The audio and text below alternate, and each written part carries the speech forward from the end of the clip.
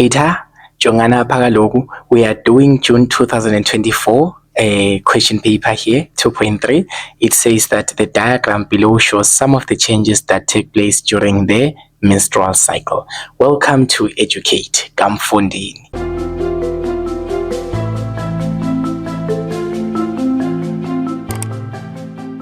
So basically here we have got the menstrual cycle, and you can see that it is divided into two main parts.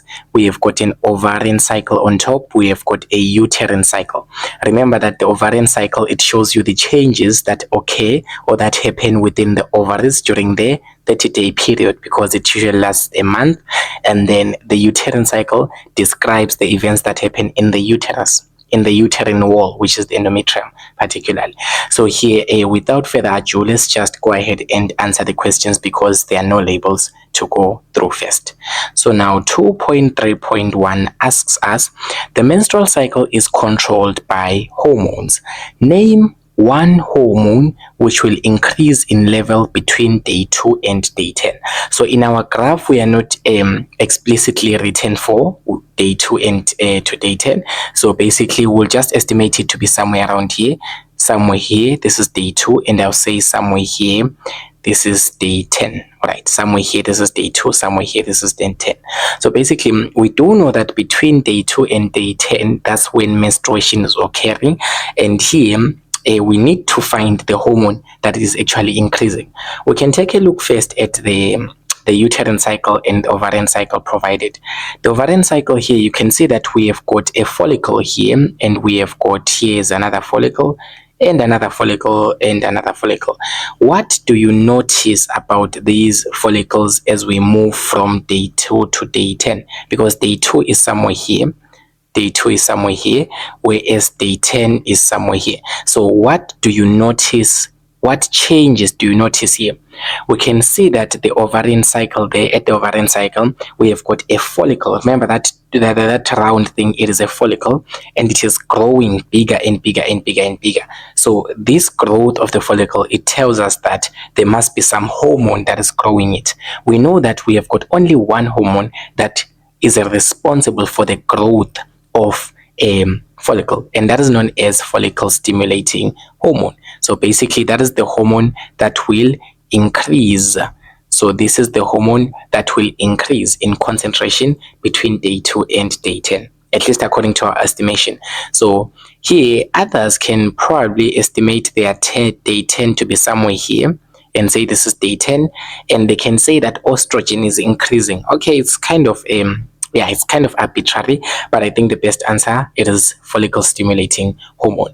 So now let us substantiate and give a reason for that, as question 2.3.2 asks us, give one observable reason for your answer to question 2.3.1. Grade 12s, I always repeat, whenever you are told to give an observable reason, they want something that we can see from the diagram. Whenever they say explain the evidence, whenever they say give an observable reason, they're talking about something that you can see. So if you are going to talk about FSH and you're gonna be like FSH is responsible for growing follicles. No, they didn't ask you what FSH does. They want something from the diagram that lets you know that this is FSH. What did we see from the diagram for us to say that this is FSH? We saw that the follicle is growing bigger and bigger to become a Graafian follicle. That's the reason. Okay, at least that's my reason. So here we can say here that the follicle in this diagram, or in the ovarian cycle, the follicle is growing.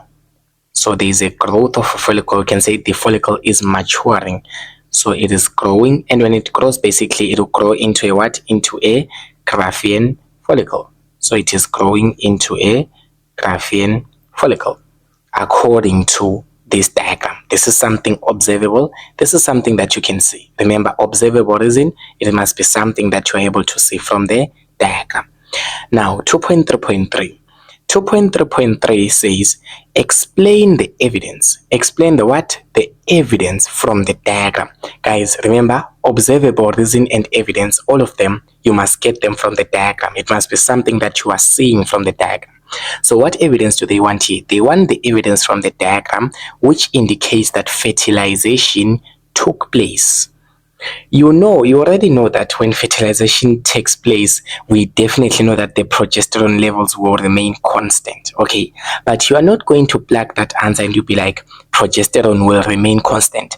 Here they want evidence. They want something from the diagram that lets you know that this person fertilization has taken place. Okay, in other ways, the person has fallen pregnant. So here, how are we able to see that the person has fallen pregnant? We must be able to find something that will give us a clue that the progesterone is remaining constant. Instead of just writing that progesterone must remain constant when someone is pregnant, no, you must say something that links, something from the diagram that tells us that the progesterone has remained constant. Now, here from the diagram, you can see that here we do have this thing known as the corpus luteum. Remember that this is day 14 whereby ovulation is happening, and once the ovum it is released from the Graafian follicle, what will happen? The Graafian follicle will change and it will become a corpus luteum. So I'll just call it CL. So the corpus luteum, remember, it is the one that produces progesterone. Let us just kind of look at the corpus luteum and how it looks like, because remember, when we're talking about pregnancy, we just need to look at day 21 and above. Usually between day 21 and day 28, that is when we can make a decision that you have fallen pregnant, at least if you did the marriage date correctly. All right, now here you can see that here, this is the corpus luteum, this is the corpus luteum, this is the corpus luteum. So just look at it after day 21 and try to tell me what is the difference in the corpus luteum size. You can see that the corpus luteum here, it remains big, it remains the same, it remains the same size, it does not degenerate. We know that if you do not fall pregnant, after day 21, the corpus luteum must shrink. It must become smaller and smaller and smaller. And when it becomes smaller and smaller and smaller, what must happen? It must end up degenerating. Right, but here we can see that the corpus luteum is not shrinking, it is not changing size, it is remaining big, grade 12s. So this tells us that the progesterone keeps on coming, because remember that basically the progesterone, it is produced by the corpus luteum. So now you have to just explain that, but this is evidence from the diagram. What evidence can we see from the diagram? The corpus luteum does not degenerate. So here the corpus luteum is not, okay, it remains big. Let's use the word remains big is the best. Remains big. So in this diagram, the corpus luteum is remaining big. It is not shrinking or it is not degenerating. And the fact that this corpus luteum, it is not shrinking or it is not degenerating, what does that tell us? This tells us that progesterone, so this indicates to us, I love the word indicates. So this indicates that progesterone, it is being secreted. Progesterone is being secreted. You're talking about something that you can see.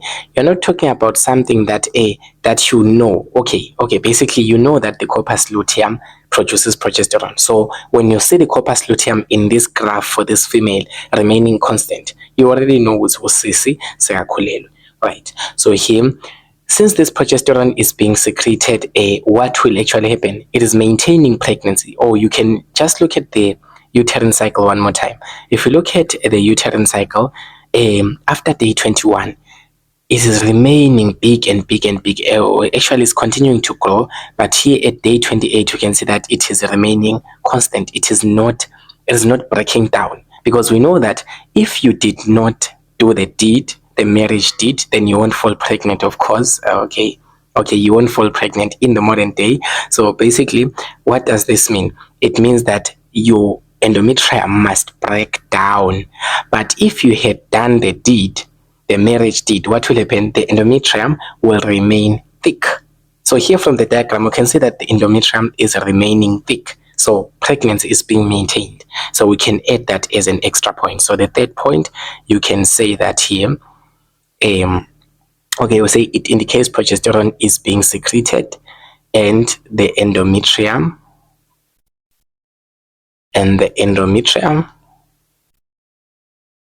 is remaining thick. So we are talking about something that you can see. We are not talking about just theory here. We're talking about something that you can see with your own eyes, that's evidence. It is never evidence if you haven't seen it. Okay, so 2.3.4, it says describe the developmental changes in the fertilized ovum until implantation occurs in the uterus.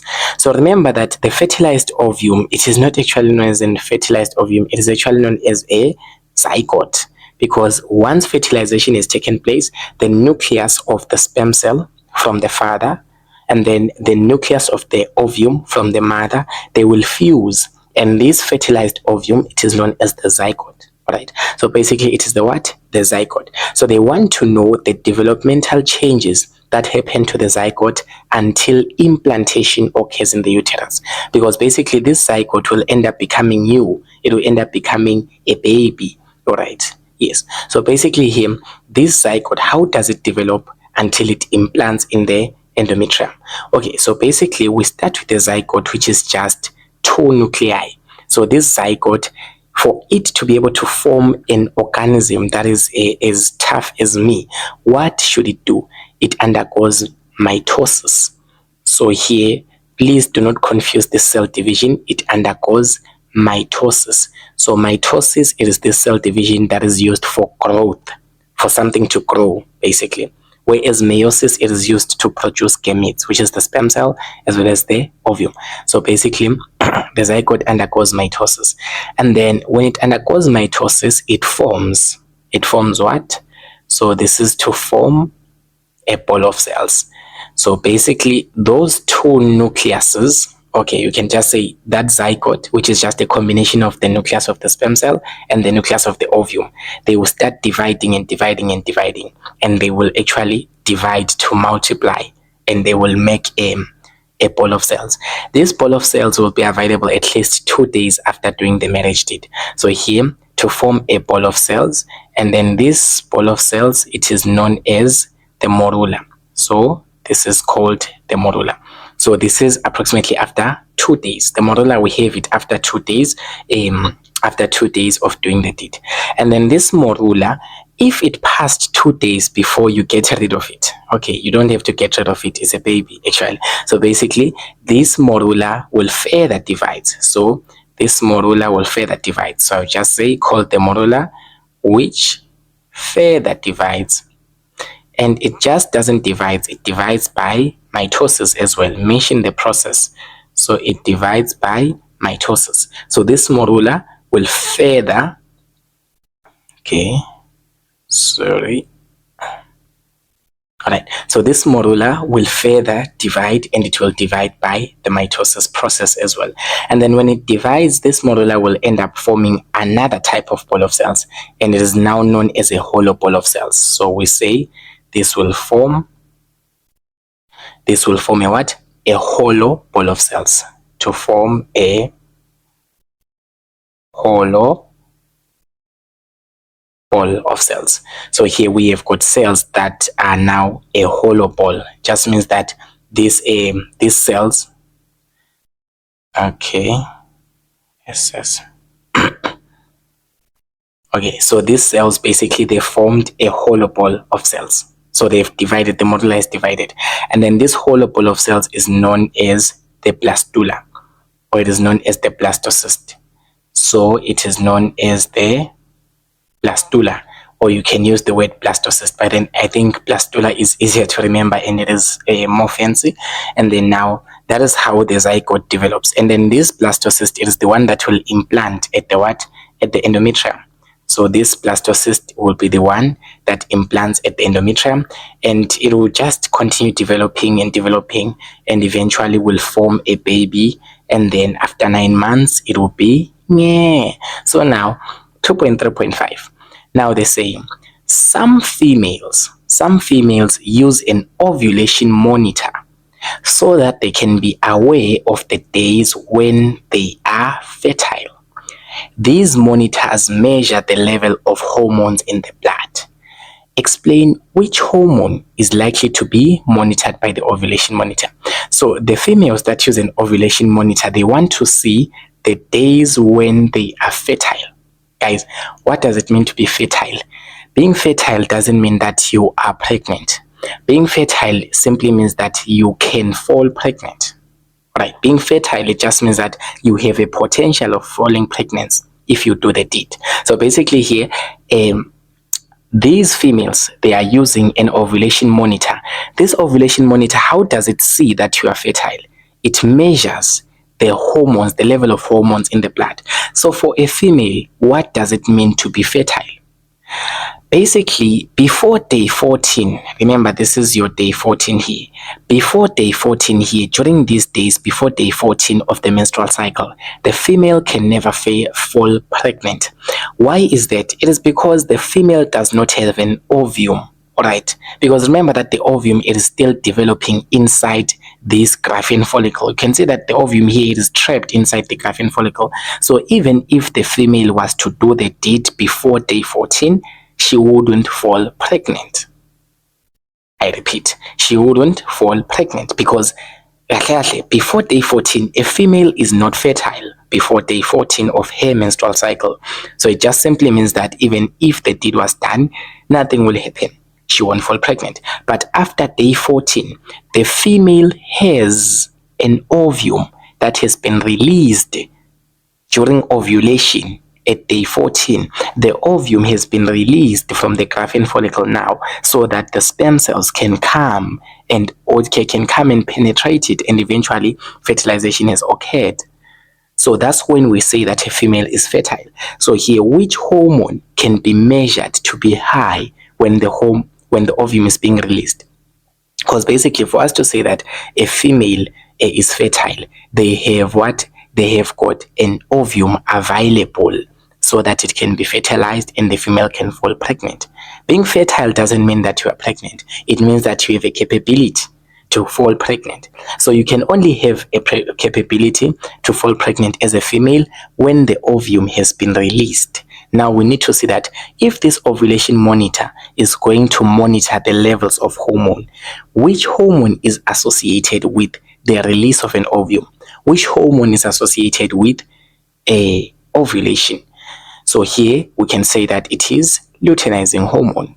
So this is luteinizing hormone. So the answer is luteinizing hormone, but it is 3 marks, so you kind of have to explain how the ovulation monitor will be able to monitor this hormone. Explain that. Other people would have said progesterone here, and it would be incorrect. Remember that progesterone, we have it here. We look at the levels of progesterone after day 21 to say that the levels of progesterone, how big are they? So if the progesterone remains constant after day 21, we can say that the person is pregnant. But here we are asking if the person is fertile, not pregnant. We are asking if the person has the ovum. The person can only have the ovum after day 14. And which hormone causes the female to release the ovum? It is luteinizing hormone, grade 12.